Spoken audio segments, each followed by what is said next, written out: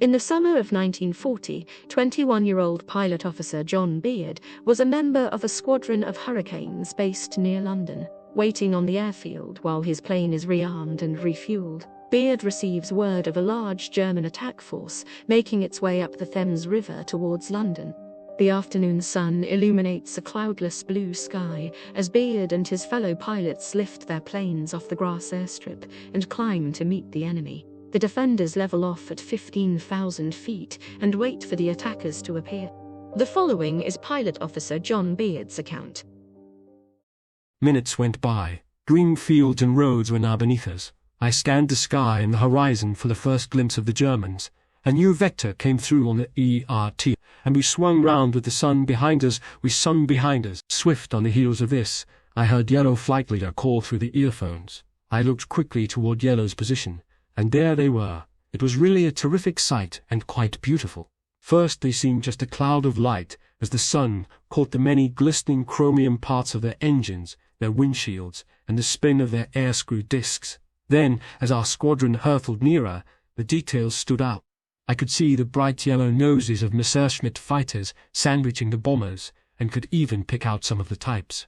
The sky seemed full of them, packed in layers, thousands of feet deep. They came on steadily, wavering up and down along the horizon. Oh, golly, I thought. Golly, golly, golly. And then any tension I had felt on the way suddenly left me. I was elated, but very calm. I leaned over and switched on my reflector sight, flicked the catch on the gun button from safe to fire, and lowered my seat till the circle and dot on the reflector sight shone darkly red in front of my eyes. The squadron leader's voice came through the earphones, giving tactical orders. We swung round in a great circle to attack on their beam, into the thick of them. Then, on the order down we went. I took my hand from the throttle lever so as to get both hands on the stick, and my thumb played neatly across the gun button. You have to steady a fighter just as you have to steady a rifle before you fire it. My Merlin screamed as I went down in a steeply banked dive onto the tail of a forward line of Heinkel. I knew the air was full of aircraft flinging themselves about in all directions, but hunched and snuggled down behind my sight, I was conscious only of the Heinkel I had picked out. As the angle of my dive increased, the enemy machine loomed larger in the sight field, heaved toward the red dot, and then he was there. I had an instant's flash of amazement at the Heinkel proceeding so regularly on its way with a fighter on its tail. Why doesn't the fool move? I thought, and actually caught myself flexing my muscles into the action I would have taken had I been he. When he was square across the sight, I pressed the button. There was a smooth trembling of my Hurricane as the 8-gun squirt shot up. I gave him a 2-second burst and then another. Cordite fumes blew back into the cockpit, making an acrid mixture with the smell of hot oil in the air compressors. I saw my first burst go in, and just as I was on top of him and turning away, I noticed a red glow inside the bomber. I turned tightly into position again, and now saw several short tongues of flame lick out along the fuselage. Then he went down in a spin, blanketed with smoke, and with pieces flying off. I left him plummeting down and, horsing back on my stick, climbed up again for more. The sky was clearing, but ahead toward London, I saw a small, tight formation of bombers completely encircled by a ring of Messerschmitts. They were still heading north. As I raced forward, 3 flights of Spitfires came zooming up from beneath them in a sort of Prince of Wales's feathers maneuver. They burst through upward and outward, their guns going all the time.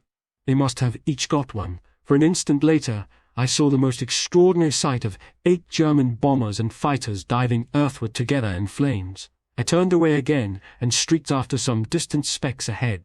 Diving down, I noticed that the running progress of the battle had brought me over London again.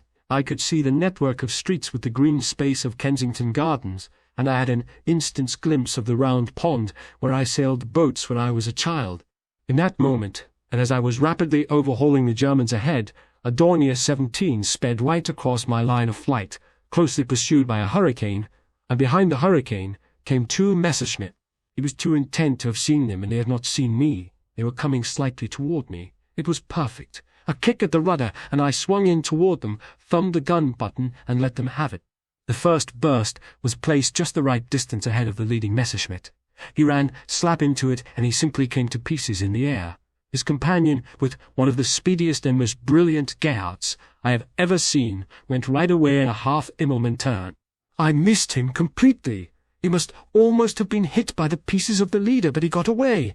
I handed to him. At that moment some instinct made me glance up at my rear-view mirror and spot 2 Messerschmitts closing in on my tail. Instantly I hauled back on the stick and streaked upward, and just in time, for as I flicked into the climb, I saw the tracer streaks pass beneath me. As I turned, I had a quick look round the cockpit. My fuel reserve was running out and I had only about a second's supply of ammunition left. I was certainly in no condition to take on 2 Messerschmitts, but they seemed no more eager than I was. Perhaps they were in the same position, for they turned away for home. I put my nose down and did likewise.